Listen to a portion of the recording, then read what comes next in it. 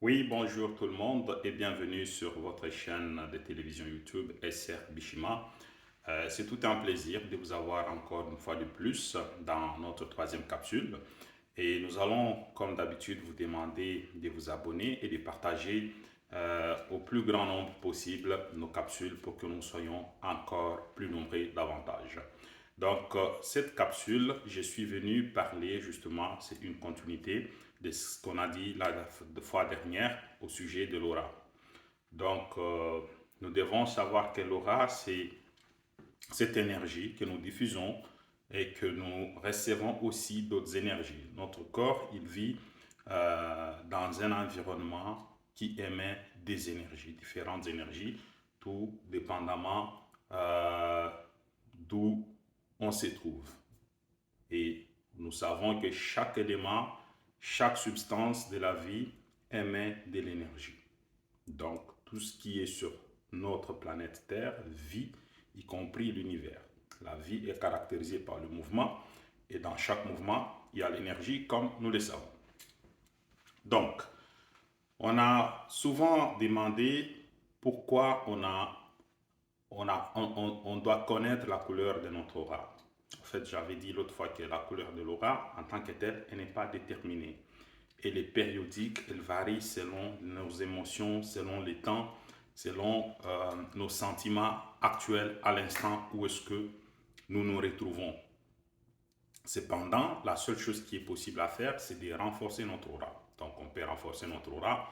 On peut renforcer cette capacité en entretenant notre aura, en la rendant pure et en observant des choses qui font en sorte que l'aura soit de plus en plus à son maximum. Donc, c'est ça. Si vous voyez, vous nous suivez dans nos capsules précédentes, j'ai largement expliqué sur comment entretenir son aura.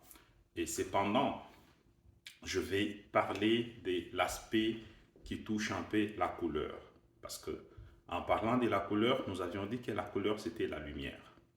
Et dans tout ce qui est énergie, il y a une couleur. Et la couleur, en tant que telle, c'est la lumière. La lumière, lorsqu'elle frappe sur un élément donné de la nature, c'est en ce moment-là qu'on s'aperçoit que, ah voilà, cet élément-là a telle couleur. Sinon, s'il n'y a pas de lumière, écoute, c'est l'obscurité, on ne voit rien, on ne saura jamais c'est quoi la couleur. Et c'est pareil aussi avec notre corps, on a des émotions, on a des sentiments, on a des pensées, on a toutes sortes de choses qui traversent notre esprit. Et ces choses-là portent une couleur. Mais à travers notre aura, le corps diffuse ces émotions, cet état d'esprit, l'état d'âme qui nous caractérise à l'instant précis. Donc, c'est ainsi que moi, je vais vous dire une chose concernant justement la couleur qui est variable selon nos émotions, la couleur de l'aura. Et ce qui est très important, c'est de savoir que notre corps dégage de l'énergie. Et notre énergie peut être transformée justement en lumière. Okay? L'énergie qui est dégagée par le corps. Pour des personnes qui ont fait des sciences dans les domaines de transmission de la téléphonie, ils savent que tout signal, toute énergie qui est émise peut être transformée sous forme d'une autre énergie. Donc, nous émettons une énergie donnée. C'est comme un exemple, là, je parle avec ma voix. Cette voix-là, vous m'écoutez chez vous à travers vos médias, à travers vos supports, je ne sais pas, iPad ou ordinateur portable. Ces choses-là, c'est possible parce que ma voix qui est analogique a été traitée. C'est-à-dire, lorsqu'on a traité ma voix à travers ma caméra, c'est-à-dire que ma voix a été, c'est une énergie qui a été transformée en une sorte d'énergie qui est électrique et ensuite numérique. Et par après, quand ça va voyager dans d'autres supports de transmission, qui est répandu, le média de transmission, la fibre optique, en ce moment-là, il va tout simplement transformer en un faisceau lumineux. Parce que la fibre optique, c'est du domaine de l'optique. Quand on parle de l'optique, on voit la lumière. Donc, c'est ce signal-là qui est transformé maintenant sous forme d'une énergie lumineuse. Et puis, voilà, quand il va arriver à la réception, il y a un traitement et puis là, vous m'écoutez. Mais au moins, ce qui est vrai, c'est que à chaque fois qu'il y a une lumière, c'est cette lumière-là qui détermine la couleur de ce qu'elle frappe, au fait. Et nous, notre énergie que nous dégageons à travers notre aura, cette énergie-là, une fois transformée en lumière, il y a un rapport. En ce moment-là, on va détecter tout simplement c'est quoi la couleur qui est diffusée à un tel instant donné de notre vie. OK? Donc, et ça varie tout dépendamment de qu'est-ce que nous ressentons justement pendant une certaine période donnée de la vie. Et tout ça, lorsque nous allons au niveau des énergies qui se transforment, c'est-à-dire que dans ça, chaque énergie, il y a une fréquence et il y a une période. Donc la période, justement, c'est quasiment l'inverse de la fréquence.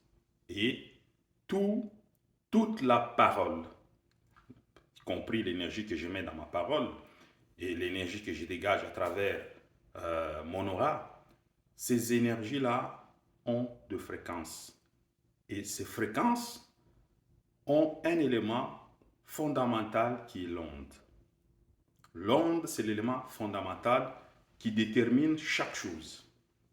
À travers le son, à travers les ondes, on a des formes de tout ce qui existe dans la nature. Et vous allez comprendre que l'onde, c'est l'élément fondamental de la matière. L'onde existe partout, dans toute chose, elle se retrouve, elle n'est pas définie, mais elle est partout dans chaque chose qui existe sur Terre. Et voire même dans l'univers aussi. Donc toute existence est caractérisée par l'onde. Donc vous allez comprendre à peu près de quoi il s'agit. Et les fréquences sont des éléments fondamentaux de l'existence. Parce que dans tout ce qui est émis, champ magnétique, champ électrique, n'importe quel champ, toutes sortes d'énergie, il y a toujours une fréquence qui est constituée dans chaque énergie qui est émise. Et je vous ai dit que la fréquence est l'inverse de la période. Donc tout se fait en fonction du temps. Ainsi, qu'est-ce qui arrive avec une telle réalité? On se rend compte que la fréquence détermine toutes les choses qui existent dans l'univers. Et même matérialisé, parce que vous saurez qu'un son donne des formes. C'est comme ça, des formes géométriques y compris. C'est comme ça que vous allez voir que dans les sciences mathématiques, par exemple, on étudie des fonctions sinusoïdales, ainsi de suite. Toutes ces fonctions qui sont utilisées dans la trigonométrie, qui sont justement des fonctions de temps, qu'on utilise des fréquences, mais c'est sur base de ça qu'on va matérialiser tout ce qui existait. Si on se réfère à l'Égypte ancienne ou dans d'autres endroits, y compris dans la structure architecturale moderne, on va voir que tout se passe autour de ces éléments-là. Okay? Et les sciences électroniques, n'en parlons pas, c'est tout le temps la fréquence. C'est ce qui rend tout possible. Donc, la couleur est déterminée ainsi avec cette fréquence que nous émettons qui peut être transformée aussi en lumière. Et cette lumière est déterminée par rapport à nos émotions du moment. OK? Et ces émotions-là, il faut justement les harmoniser avec notre environnement. Que ce soit dans la musique que nous écoutons. La musique aussi transmet une certaine couleur par rapport à notre environnement. Donc ça nous donne des éléments qui peuvent nous aider à renforcer notre aura, ok? À renforcer notre énergie, à nous mettre dans de bonnes énergies et à être dans un canal qui va tout simplement nous attirer du positif que nous recherchons. Parce que moi, ici, je vous parle toujours du positif, donc de l'énergie positive.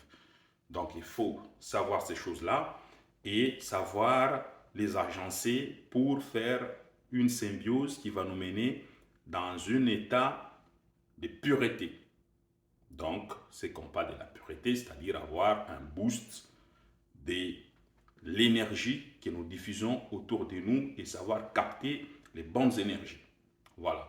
Donc, pour ce fait, je vais vous dire que c'est important d'observer certaines choses, car la musique, c'est aussi une sorte de couleur.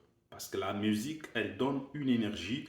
Dans cette énergie, il y a des choses dans le son qu'on a, il y a des émotions, il y a une transmission d'éléments qui déterminent justement cette couleur-là et qu'on peut mettre en symbiose. C'est comme ça, un peu plus loin, pour ceux qui lisent certains livres sacrés, on dit qu'au commencement était la parole. Et cette parole, c'est justement cette énergie. Et cette énergie, la parole a une fréquence. Et la fréquence, elle est caractérisée par l'onde. Et cette fréquence, ou l'onde, c'est ce qui matérialise toute chose. Donc, la substance essentielle de la vie, c'est l'onde. Et la vie, c'est tout ce qui est en mouvement et tout ce qui existe, qui connaissent une vibration. Merci de nous suivre. Je suis très ravi, en tout cas ici, SR Bishima. Je vous conseille de vous abonner, je vous suggère de vous abonner et de partager nos vidéos pour que nous soyons nombreux et qu'on puisse partager encore davantage avec un grand nombre possible. Merci chez vous et à la prochaine.